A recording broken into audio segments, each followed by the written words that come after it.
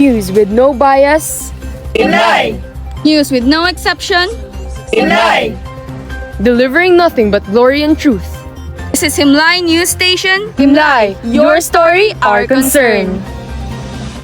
Broadcasting live from Becker B Newsroom, Cagayan de Oro. Good morning, Philippines. Good morning, Cagayan de Oro. This is Farina Pangan. And this is Nicolette Recamadas. Providing you with the most recent and trending news. Your story, our concern. For the headlines. For the local news, a retrieval operation is still ongoing for the missing 17-year-old senior high school student who jumped off the Marcos Bridge in Cagayan de Oro City last April 18, 2023. 2 human legs found thrown in Lumbia, Cagayan de Oro City last Saturday, April 29, 2023. For the national news, President Marcos' U.S. visit yields $1.3 billion in investment pledges to boost Philippine economy. Rate pause in April results from inflation building. For the international news, Davis James deliver as Lakers top Curry Warriors in Game 1. A retrieval operation is still ongoing for the missing 17-year-old senior high school student who jumped off the Marcos Bridge in Cagayan de Oro City last April 18, 2023. Here's Daniel Gonda for the details. A team from the city's Urban Look and Rescue and the Philippine Coast Guard 10 responded to the area to look for and retrieve the body, but they found nothing as of this report. Ainsley Jan De Los Reyes, a resident of Barangay Balulang, a grade 11 high school student at Liceo de Cagayan University, was last seen in Barangay Kamamanan. There were many witnesses of the suicide that occurred at 7 p.m. near the Marcos Bridge. It was discovered that before the occurrence, De Los Reyes was walking with other classmates on the Marcos Bridge, which led to the intersection of Barangay Kauswagan and Bulwa. According to Arnel Agbalog, De Los Reyes' uncle, his nephew may be depressed due to family troubles. This is Daniel Gonda reporting. Your story, our concern. 2 human legs found thrown in Lumbia, Cagayan de Oro City last Saturday, April 29, 2023. Irene Rodas has this report.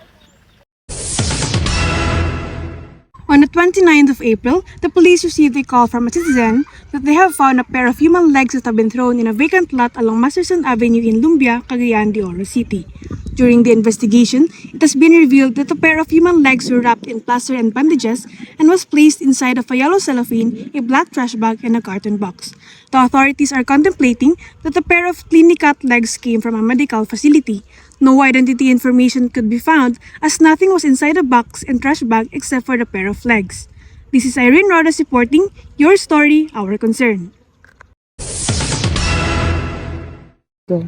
Don't change the station. We'll be right back with more news after these reminders. Time check, it is 11 in the morning.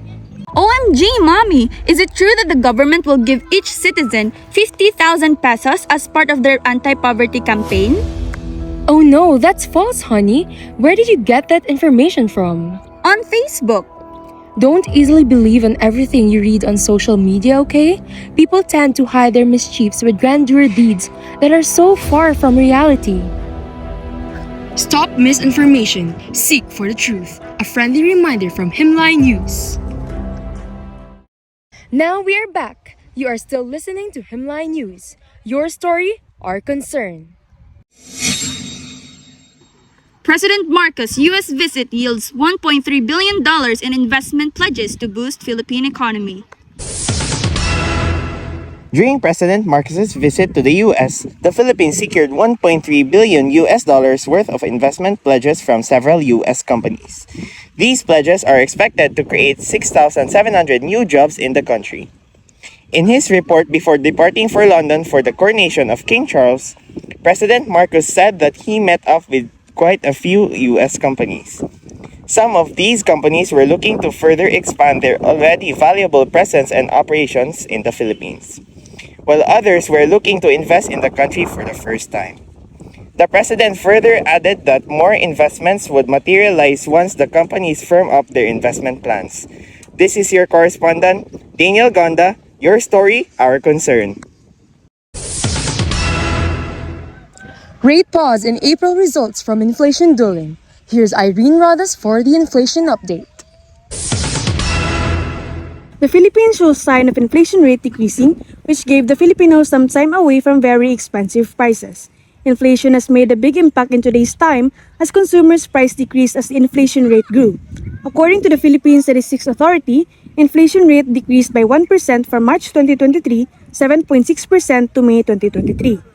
The Philippines inflation rate created a massive impact on consumer spending as the supply chain bottleneck got worse as businesses and firms were still dealing with the effects of inflation and the peso rate is not increasing. President Marcos Jr. resorted to imported goods from other countries which made farmers lose money as people preferred to buy the imported goods as they were cheaper than the farm goods. For the inflation update, this is Irene Rodas reporting, your story, our concern.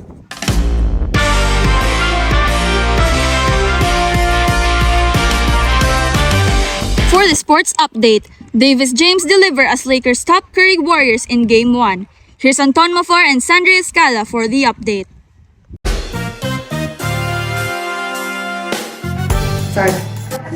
The Lakers were able to strike first in their Western Conference semifinals matchup against the Warriors. Davis finished with 30 points, 23 rebounds, 5 assists, and 4 blocked shots. And James added 22 points and 11 rebounds, dueling with Stephen Curry in their latest postseason showdown.